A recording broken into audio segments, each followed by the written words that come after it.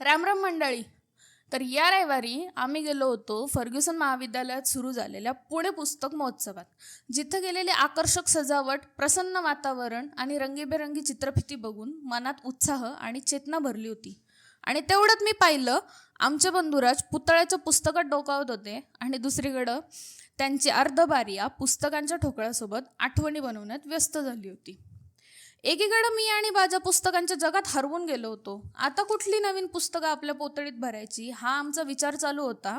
तितक्यात आम्हाला दिसलं, हे दोघं जिजासाली भर पुस्तक महोत्सवात ते डबडा हातात घेऊन रीला बघत बसले होते. पुढं मग वैज्ञानिक उपकरणं बघता बघता या दोघांच्या आतला खगोलशास्त्रज्ञ जागा झाला आणि जेव्हा दुर्बिणीच्या किमती ऐकल्या त्या दुप्पट वेगाने तिथंच झोपी गेला. मग मी यांना घेऊन गेले मनोजदादाच्या विक्री केंद्राकडं, जिथं आज सुद्धा माझ्या आणि मनोजदादाची भेट काही झाली नाही. मग शेवटी एकट्या वहिनी साहेबांकडूनच पुस्तक आणि आठवणीची चित्रपीठ घेतली आणि पुढं निघाले.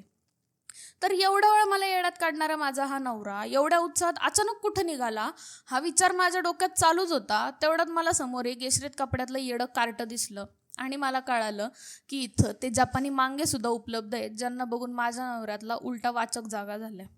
मग याचं कार्टून प्रेम बघून मला सुद्धा जरा बिरबल आणि तेनालीरामाच्या गोष्टींमधून बालपण फिरावं असं वाटलं.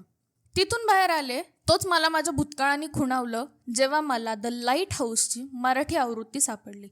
पुस्तकामध्ये रतन टाटा सरांचा चेहरा बघितला आणि क्षणभर आपण या माणसाच्या साम्राज्याचा कधीकाळी भाग होतो म्हणून मनोमन आनंद वाटला. आणि दुसऱ्या क्षणी त्यांच्या जाण्यानंतर टाटा कर्मचाऱ्यांची सध्याची झालेली दयनीय अवस्था बघून मी माझ्या भावनांना आवर घातला आणि मग नवऱ्याला घेऊन मनशांतीचे पुस्तकं शोधायला निघाले. म्हणलं जरा डोकं शांत होईल, पण नवरा म्हणाला, ज्याचा आपल्यावर परिणाम होईल असंच काहीतरी घ्या. आणि मग तिथून माझी पद्धतशीर हकालपट्टी गेली. म्हणून हळूच मी बालचमूंच्या कक्षाकडं निघाले. तर तिथं सुद्धा या माणसातला जेठालाल जागा झाला आणि अंधार पडलाय, चला घरी असं म्हणून पुढं निघून गेला.